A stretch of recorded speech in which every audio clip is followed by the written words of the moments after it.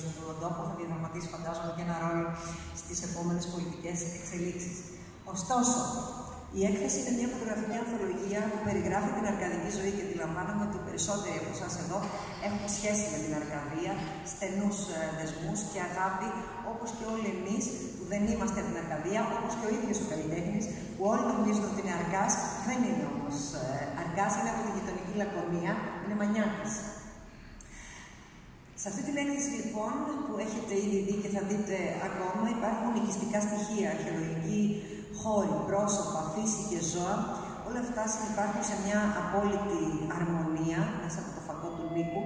Τα κύρια στοιχεία που επικρατούν είναι απλότητα και ισορροπία, έννοιες που ναι, κατέκτησαν το ιταλικό κοινό. Πάρα πολλές προσωπικότητες που, αν ασχολείστε με τα καλλιτεχνικά, θα τις γνωρίζετε, παραβρέθηκαν στα εγγένεια της έκθεσης στη Ρώμη, μεταξύ των οποίων η Καβαλιέρε del Lavoro και πρόεδρος του Ιδρύματος Ντίνο Ετερμέστα Σανταρέλη, η κυρία Πάολα Σανταρέλη, η γνωστή επιχειρηματίας και πρόεδρος του Ιδρύματος Αρμελίνη, η κυρία Άντζελα Αρμελίνη, η οποία είναι αντιστοίχως κάτι σαν την κυρία Βαρδινογιάννη, εδώ έτσι για να ξέρουμε για τι πράγμα μιλάμε.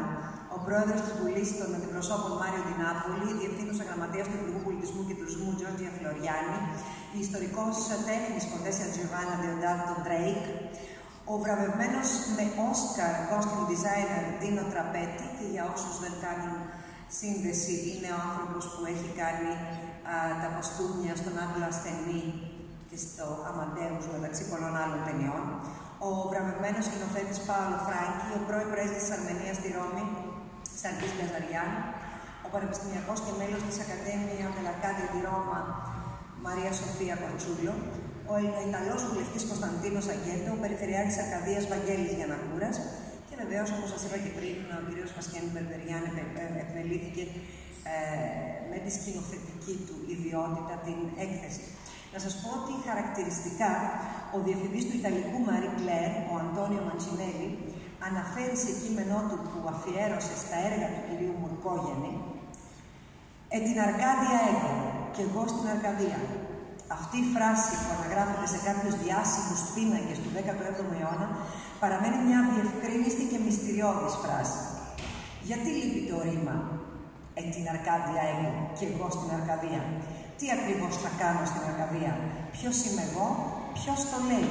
Και γιατί στην Αρκαδία? Αυτή η περιοχή της αρχαίας Ελλάδας που απλώνεται στα υψώματα της Πελοποννήσου εξελίχθηκε σε ένα σύμβολο της ευρωπαϊκής κουλτούρας, σε μια αλληγορία, σε ένα έμβλημα του ιδανικού τόπου όπου βασιλεύουν αρμονία, γαλήνη και συνύπαρξη μεταξύ ανθρώπου και φύσης. Ο Νίκος Μουρκόγιαννης περιηγείται στην Αρκαδία και δημιουργεί εικόνες που αποτελούν ύμνο στην εκφραστική απλότητα, και θέλω να μείνουμε σε αυτή τη λέξη, ως μια υπερσύγχρονη και ειρηνική ένσταση κατά του δυτικού συστήματος οικαστικής κατάχρησης που μας έχει κατακλείσει. Η απλότητα των τοπίων, των still life και των πορτρέτων του δεν αποτελούν νοσταλγική επιστροφή σε ένα υπερικό όραμα της ύπαρξής μας, αλλά υπέρβαση του περίπλοκου για να επιτευχθεί μια καθαρή σημασιολογία, αντιληπτή από συναισθήματα και εικόνες. Στα έργα του Μουρκόγεννη είναι έκδηλη μια αδιάλειπτη αναζήτηση στη φωτογραφική σύνθεση που υπερβαίνει το κατακλυσμό εικόνων που μας πλημμυρίζει καθημερινά με έναν εντελώς περιττό τρόπο, θα μου επιτρέψετε, για να βρει την ψυχή, την ουσία που μια φωτογραφία μπορεί να αρπάξει, να περιγράψει και να μας διηγηθεί. Η γεωγραφική Αρκαδία του καλλιτέχνη, του Νίκου, ταξιδεύει σε έναν ιδεατό τόπο, όπου κυβερνάει ένας οικολογικός συναισθηματισμός. Ο Μουρκόγιαννης με τις φωτογραφίες του ίσως επιλύει τελικά το μυστικό που περικλείει η φράση που ταξιδεύει στους αιώνες «Την Αρκάδια έγκο». Η Αρκαδία μας αφορά όλους, αρχίζοντας από εσάς που παρατηρείτε τις εικόνες, εσένα τον καθένα που υποδεικνύει στον εαυτό σου ως έγκο. Ο καθένας μας λοιπόν, για αυτόν τον τόπο που ονομάζει συνείδηση, ήθος και ηθική, θα πρέπει να χαρίσει στον εαυτό του ένα εισιτήριο one way, με προορισμό την απλή και ουδέποτε και ουδόλως απλοϊκή έννοια της ομορφιάς. Εκεί νομίζω κάπου βρίσκεται η Αρκαδία του καθενός μας, και αν το ανοίξουμε λίγο, και η Ελλάδα του καθενός μας. Θα σας πω δύο λόγια μόνο πριν τελειώσω για τον Νίκο Μουρκόγεννη, γιατί εκείνος δεν πρόκειται να πει τίποτα για τον εαυτό του, τον γνωρίζω πάρα πολύ καλά, με το ζόρι θα πει δύο κουβέντες. Θα σας πω λοιπόν εγώ ότι γεννήθηκε στην Αθήνα και από το 1997 ζει στο Τωρίνο της Ιταλίας, όπου αποφοίτησε από το Διεθνούς Κύρους Ευρωπαϊκό Ινστιτούτο Σχεδίου, το European Institute of Design, με πτυχίο στην Visual Communication, στην οπτική επικοινωνία. Έχει συνεργαστεί ως freelance διαφημιστής, creative director με σημαντικούς Ιταλούς οίκους, όπως επίσης με διάφορους σκηνοθέτες στην παραγωγή διαφημιστικών σποτ και ταινιών μικρού μήκου. Στο πάθος του για τη φωτογραφία έχει αναπτυχθεί παράλληλα με το ενδιαφέρον του στον εικαστικό πειραματισμό και έχει συνεισφέρει με έργα του σε πάρα πολλές φιλανθρωπικές δημοκρασίες. Η τελευταία του φωτογραφική έκθεση, όπως σας είπα και να το επαναλάβω, γιατί η επανάληψη είναι η αρχή της μαθήσεως, έχει θέμα την Αρκαδία και φιλοξενήθηκε Ρώμη, Ουάσιγκτον και Νέα Υόρκη. Θα σας πω κιόλας, γιατί πάλι δεν σας το πει εκείνος, ότι υπάρχει ένα σχέδιο και μια συζήτηση. Ο επόμενος σταθμός αυτής της έκθεσης να είναι το Παρίσι, πιθανότατα το Maison Haïk του Παρισιού. Όλα αυτά βέβαια χρειάζονται και πολλή δουλειά και σπόνσορες, τα ξέρουμε εδώ τι ακριβώς σημαίνει. Και χρειάζονται όχι μόνο μεράκι, αλλά και την σωστή πρόθεση. Να σας πω μόνο, επιγραμματικά εντελώς, όταν λέμε ότι έχει δουλέψει ως freelance σε πολλές εταιρείες, εννοούμε την Aleph Advertising Agency στην Ιταλία, σε καμπάνιες όπως της Ferrero Ser, Ferrero Verdant κλπ. Της θυγατρικής της Benetton Combibel, της Normaline, φαρμακευτικής εταιρείας, των Coin, που είναι αντίστοιχα καταστήματα όπως τα Attica εδώ, εταιρείες παραγωγής όπως η Big Star, τα Camper, Shoes and Others και πάρα πολλά άλλα που δεν έχει νόημα να σας τα αναφέρω εδώ τώρα. Μιλάει ελληνικά, φυσικά, ιταλικά και αγγλικά και πάρα πολλές άλλες λεπτομέρειες. Το μότο της έκθεσης, και θα τελειώσω με αυτό, είναι ότι η απλότητα αποτελεί κατάκτηση. Και το γεγονός ότι η Αρκαδία έχει μια μοναδική μαγεία για όσους είναι από εκεί ή για όσους την έχουν επισκεφθεί, μια άβρα που της προσδίδει ένα χαρακτήρα σχεδόν παραμυθένιο, ενώ ιστορικά και μυθολογικά σε καθυλώνει ασφαλώς, την κάνει έτσι κι αλλιώς ξεχωριστή. Μιλήσαμε για την Άρτεμη, την αρχαία μυθολογική θεά, και πώς συνδέεται με την Αρκαδία. Βεβαίως και συνδέεται για όποιους ξέρουν μυθολογία, γιατί έχουμε δει τελευταίως είναι πολλοί αυτοί που δεν ξέρουν μυθολογία. Ας μην αναφερθώ γενικότερα ποιοι, σε υψηλά ιστάμενες θέσεις. Το τρίπτυχο λοιπόν που αφορά την Αρκαδία, δύναμη, αγάπη και σοφία, είναι ένα ολόκληρο φιλοσοφικό κίνημα που διερευνά το κατά πόσο οι ποιημένες ήταν ποιητές. Τελικά, η τέχνη όντως σώζει και εκείνο που οδηγεί στην απλότητα, στην απλοποίηση σε ό,τι αφορά την τέχνη και την αρχιτεκτονική και την ποιήση και τη φιλοσοφία, είναι ακριβώς αυτό. Η εσωτερική δύναμη του να διακρίνεις μέσα από ένα έργο τέχνης την απλότητα, τις αδρές γραμμές της απλότητας. Εδώ εγώ θα σας ευχαριστήσω που με ανεχθήκατε και με ακούσατε σε αυτή την introduction και το λόγο στο καλλιτέχνη μας.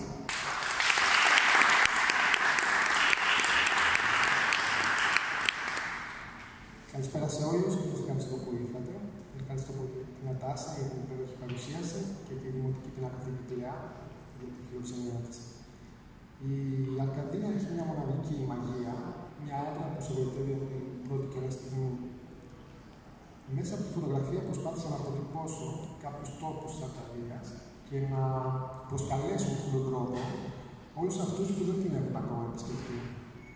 Πιστεύω άλλωστε ότι στον καθέναν από εμάς προσωπικά έχει κάτι διαφορετικό να πει. Η έκθεση, όπως ήδη προανέφερε η Νατάσα, έχει ταξιδέψει σε δύο σημαντικές πόλεις της Αμερικής, στην Ουάσιγκτον και στη Νέα Υόρκη, όπως επίσης και στη γοητευτική Ρώμη. Πολλοί άνθρωποι έχουν συμβάλει σε αυτό το εικαστικό ταξίδι, το οποίο έχει τη στήριξη της περιφέρειας Πελοποννήσου. Νομίζω και η Εύη ήταν από τις πρώτες ανθρώπους που πίστεψαν σε αυτή την ιδέα και τη στήριξαν και την ευχαριστώ πολύ. Και πολλών άλλων Αρκάδων που συνάντησα και στην Αμερική και στη Ρώμη και γενικότερα. Σήμερα λοιπόν στην αγαπημένη μου πόλη του Πειραιά θα ήθελα να ευχαριστήσω δύο από τους Αρκάδες, την κυρία Μιλιόπουλιά και τον κύριο Πάνο Μαρνίδη, που δεν είναι εδώ. Παρ' όλα αυτά πρέπει να τους χειροκροτήσουμε. Ναι. Να τους ευχαριστήσω για την πολύτιμη φιλία τους, κυρίως. Δεν θα ήθελα να μακρηγορήσω, άλλωστε όπως είναι μια εικόνα με 1000 λέξεις. Οπότε σας αφήνω να δείτε την έκθεση, η οποία ελπίζω να σας αρέσει. Σας ευχαριστώ πάρα πολύ για την παρουσία σας. Εγώ θα ήθελα να καλέσω την κυρία Τατούλια, που θέλει να πει δύο λόγια για την Αρκαδία. Πιο ιδανικός άνθρωπος.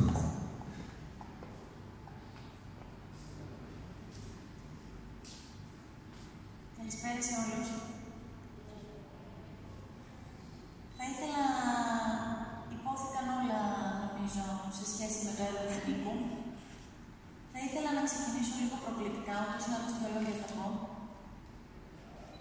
Ακούγοντας, αλλά κυρίως βλέποντας τις πρώτες φωτογραφίες του Νίκου Μουρκόγιαννη, ήρθε στο μυαλό μου ανατρεπτικά μια πολύ γνωστή φράση ενός κριτικού της τέχνης εξαιρετικά κοινικού, του Κάφκα, ο οποίος έλεγε ότι μια φωτογραφία είναι η προσπάθειά μας να ξεχάσουμε γρήγορα τη στιγμή που απαθανατήσαμε και αυτό ουσιαστικά, αυτός ο σκεπτικισμός ήθελε να πει σε όλους μας ότι η σύγχρονη φωτογραφία, αυτή η φωτογραφία που είτε την τραβάει ο καλλιτέχνης και την επιμελείται, είτε όλοι εμείς, είναι μια προσπάθειά μας να αποτυπώσουμε τη στιγμή, χωρίς όμως να πάρουμε το βίωμα της στιγμής.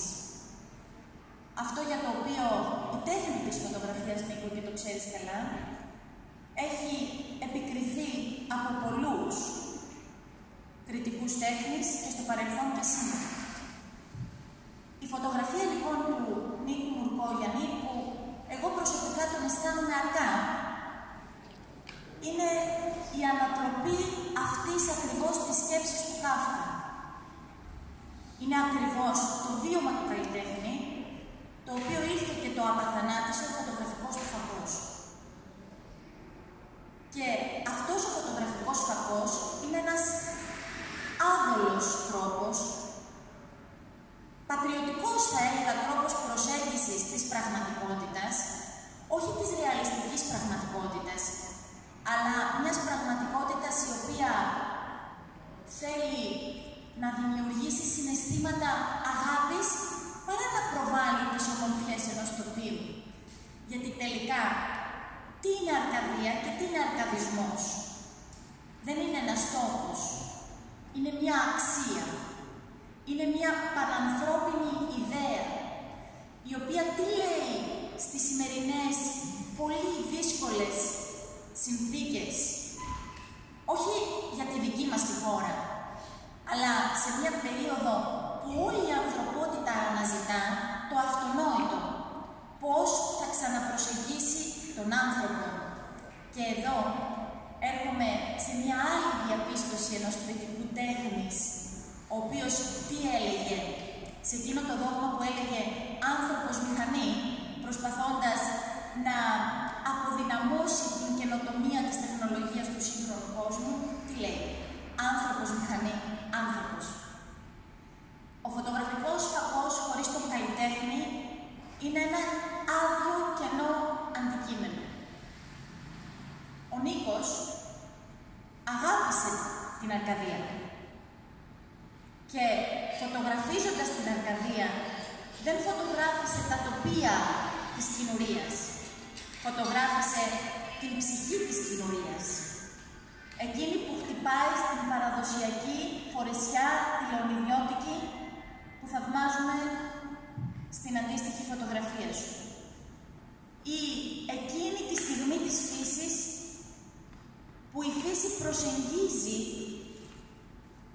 έναν συνεχή διάλογο του ανθρώπου με αυτό που ήταν, με αυτό που είναι σήμερα και θα γίνει αύριο.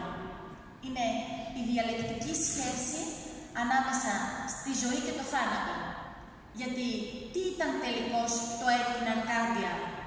Εγώ εδώ έζησα, εγώ εδώ πέθανα. Δεν παίζει ρόλο. Κανείς δεν έχει αποκρυπτογραφήσει αυτόν τον μυστικό κώδικα. Ο αρκαδισμός για όλους μας είναι μια συνεχής προσπάθεια του εσωτερικού μας εγώ να βρούμε την ισορροπία καταρχήν με τον εαυτό μας, κατά δεύτερον με τη φύση και κατά τρίτον για εμένα προσωπικά με το Θεό και το Θείο. Αυτό είναι η Αρκαδία για εμάς. Ευχαριστούμε πάρα πολύ όλους σας και εύχομαι στον Νίκο καλή πορεία σε αυτή την μεγάλη προσπάθεια. Τον ευχαριστούμε που αγάπησε την Αρκαδία. Τον νιώθουμε αρκά, λίγο περισσότερο καινουριάκι, αλλά σιγά σιγά θα τον κάνουμε και γορτίνιο. Και εύχομαι καλή πορεία σε όλη σου τη δημιουργικότητα και μακάρι πραγματικά αυτή η αθωότητα που προσεγγίζει τόσο όμορφα και που αποδεικνύει την εσωτερική σου ισορροπία να βαίνει αυξητική. Καλή πορεία. Ευχαριστούμε. Ευχαριστούμε και εμείς πάρα πολύ για την σχεδόν εικαστική παρέμβαση. Πού πας? Για τη σχεδόν εικαστική παρέμβαση. Αυτός που ήταν να μπαίνει ήταν ο Χολίδης. Χρήστος. Τι κάνεις εκεί που πήγες στα μετώπιστα, εσύ δηλαδή, ηλιοκαμένος και ωραίος.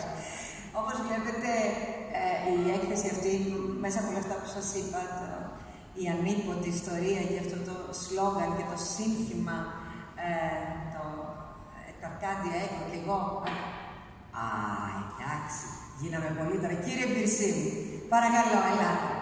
Έχουμε εκπροσώπους της πολιτικής, φιλότεχνους, έχουμε εκπροσώπους της τέχνης, έχουμε ένα σκηνοθέτη συγκλονιστικό, έναν άλλο συνάδελφο εδώ. Κύριε Μπυρσίμ, δεν θα είστε όρθιος, θα έρθετε να καθίσετε εδώ, παρακαλώ. Ο κύριος Τάσος Μπυρσίμ, δηλαδή δεν υπάρχει κανένας που να τον ξέρει. Δηλαδή, μπορώ να σας πω ότι είναι και πιο Χριστός και το μήνα ένα πράγμα και το χολίδι. Ένα φοβερό πράγμα. Εδώ, κύριε Μπυρσίμ. Είναι κρίμα που είπαμε όλα τα ωραία πριν έρθετε. Δεν θα τα ξαναπώ. Δεν θα τα ξαναπώ. Αλλά πραγματικά εκείνο που προέχει είναι να διαβάσω, αν μου επιτρέπετε, πάλι μόνο για 1 λεπτό για τους 2 εξαιρετικούς και αργοπορημένους καλεσμένους μας, μόνο αυτές τις 3 γραμμές που έχει γράψει ο κύριος Μπερμπεριάν, τις οποίες τις βρίσκω ανυπέρβλητες. Ευχαριστώ πολύ. Ο κύριος Μπερμπεριάν, κύριε Μπυρσίμ, είναι... Το γνωρίζετε τον κύριο Μπερμπεριάν, είναι σας τον στήσω εγώ, είναι δίπλα σας, εκείνος φωτογραφίες. Γνωρίζει. Και τώρα live, πολύ ωραία, σαν την τηλεόραση. Είναι σκηνοθέτης και συγγραφέας, είναι ο άνθρωπος που έχει γράψει το κάτω από έναν αδιάφορο ουρανό και λέω ένα, είναι ο άνθρωπος που επιμελήθηκε την αντίστοιχη έκθεση της Ρώμης, δραστηριοποιείται στην Ιταλία και χαίρομαι γιατί και δεν το είπα ότι το κάτω από έναν αδιάφορο ουρανό ένα μεγάλο κομμάτι διαδραματίστηκε στην Πάτρα της δεκαετίας του 40. Έτσι, πολύ ωραία. Διαβάζω λοιπόν μόνο τις φράσεις που έχει γράψει, προσπαθώντας να περιγράψει την ανίποτη ιστορία που κατέγραψε φωτογραφικά ο φακός του Νίκου Μουρκόγιαννη. Αφού άρχισα με αυτό, θα τελειώσω και με αυτό και θα σας δώσω την ευκαιρία να κάνετε τα δικά σας chat μέσα στην έκθεση. Λέει λοιπόν, αν ποτέ βρεθείς στην Αρκαδία, να μια καλή συμβουλή. Προσπάθησε να μείνεις σιωπηλός. Πάρε το χωματένιο μονοπάτι που αγκαλιάζει τη θάλασσα και άκου. Άκου τις ελιές να τραγουδούν περασμένες δόξες. Άκου τα μαντάτα που φέρνουν τα ξεράγαθα καθώς κατρακυλούν από ψηλά. Άκου τον αφρό των κυμάτων και το γλυκό τους νανούρισμα. Όλα έχουν μια πνοή, μια δική τους ιστορία να σου πούν. Πάνω απ' όλα, άκου την αυγή, τη στιγμή που ο ήλιος ανατέλει από το βυθό της θάλασσας. Εάν οι θεοί σε συμπαθήσουν και εσύ είσαι καλός ακροατής, τότε ίσως ο αέρας σου ψιθυρίσει το μυστικό της ζωής. Και πάλι ευχαριστούμε πολύ. Θα ήθελα να δώσω και πάλι το λόγο στον Νίκο Μουρκόγιαννη, γιατί είναι κάτι που πάλι θέλω να το θυμίσω να το πεις. Υπάρχει μια τάση αυτή τη στιγμή στην Ιταλία και δεν ξέρω αν είναι και σε άλλες χώρες. Στην Ιταλία κυρίως.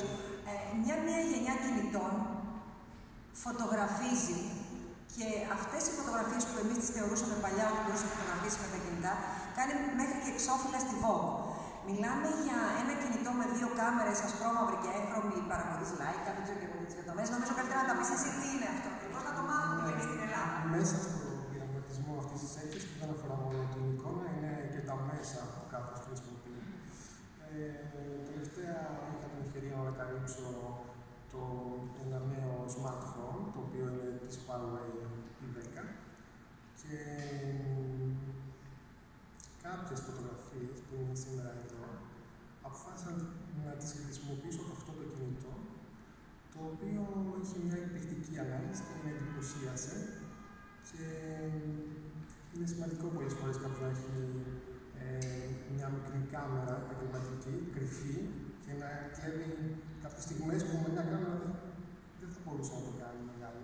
Ναι, ήθελα να το σημειώσουμε αυτό, γιατί είναι εκπληκτικό. Γιατί μέχρι τώρα κανείς δεν μπορούσε να φανταστεί ότι οι εκθέσεις φωτογραφίας, οι πολύ σημαντικές και αυτές μάλιστα που ταξιδεύουν στον κόσμο, θα μπορούσαν να ληφθούν κάποιες από αυτές από ένα κινητό. Εμείς νομίζουμε ότι είναι εντελώς ερασιτεχνική σχέση φωτογραφίας και κινητού, για να πιάσουμε τη στιγμή, να κάνουμε μια selfie και να την ανεβάσουμε στο Facebook. Και μέχρι εκεί. Όμως, προφανώς έχει προχωρήσει πάρα πολύ και η κινητή τηλεφωνία έχει να προσφέρει πολλά και στην τέχνη, έτσι είναι. Πραγματικά έτσι είναι. Και νομίζω ότι γενικά η τεχνολογία μπορεί να συμβάλλει στην τέχνη. Εξαρτάται πώς το χρησιμοποιεί κάποιος. Το τελευταίο λόγο δεν έχω σκηνοθέτη σε αυτά πάντα, κύριε Μυρσή. Ευχαριστούμε πολύ. Μπορούμε να ξαναγυρίσουμε όλη στην έκθεση. Σας ευχαριστούμε πολύ. Η οποία να σας πω ότι θα είναι η έκθεση ανοιχτή, να ξέρει και ο κόσμος. Από ό,τι έχω πληροφορηθεί, είναι Δευτέρα, Τετάρτη ως Σάββατο, 11 το πρωί με 2 το μεσημέρι και 4 με 8 το απόγευμα. Ναι, πολύ ωραία. Ευχαριστούμε πολύ.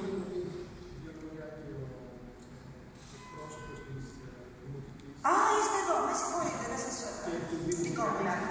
Είστε ο Δήμος, είναι μυστικό αυτό να περνάει κάποιος να παρατηρήσει, γιατί καταγράφει και πολλά. Εσείς είστε ο κύριος. Καλώς ορίσατε στην πόλη μας. Αυτό είναι πολύ μεγάλο λάθος. Στην πορεία της ζωής σας θα το καταλάβετε.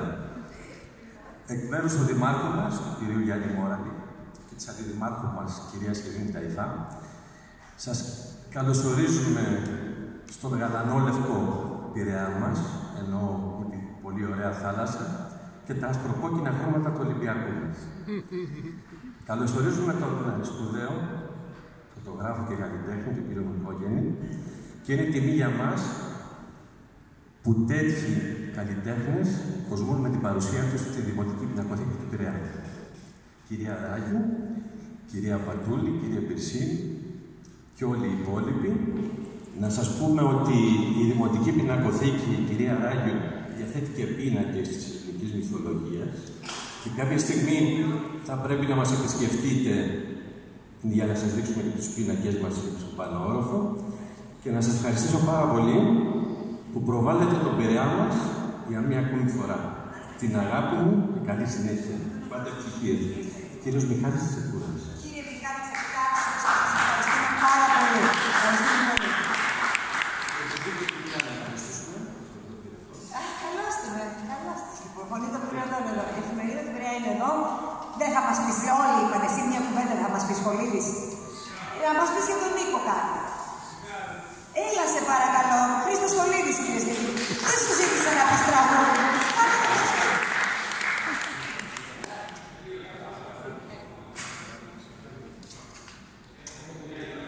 Ναι, φυσικά. Είμαι πολύ καλός αυτό εδώ. Καλησπέρα σας. Γεια σας, καλησπέρα σας. Εγώ είμαι ένας απλός θεατής και πολύ στενός, θα έλεγα, του φίλου μου του Νίκο και του Βασκέλη. Είμαστε γείτονες. Έχω τη χαρά και την τιμή στο κεφάλι μου να μένουν ένας καταξιωμένος σκηνοθέτης, αλλά και ένας πολύ ταλαντούχος φωτογράφος. Είμαι πολύ χαρούμενος για την κίνηση αυτή που έχει κάνει. Χαίρομαι που έχει φωτογραφίσει την Αρκαδία και αυτά που νιώθει ο ίδιος από μέσα του τα έχει βγάλει σε φωτογραφίες. Το είναι για μένα φαίνεται πολύ δύσκολο να βγάλεις ένα συναίσθημα, αλλά γι' αυτό και κάνει ξεχωριστό τον Νίκο, γιατί αγαπάει πολύ αυτό που κάνει και είμαστε τυχεροί που μπορούμε να βλέπουμε συναίσθημα μέσα από τοπία και από αυτή την εξαίρετη περιοχή. Εγώ να σας ευχαριστήσω, ευχαριστώ πάρα πολύ, εύχομαι ό,τι καλύτερο. Είμαι πολύ τυχερός που είσαι φίλος μου και γείτονάς μου. και μακάρι να κάνεις και παραπάνω πράγματα, θα είμαστε δίπλα σου.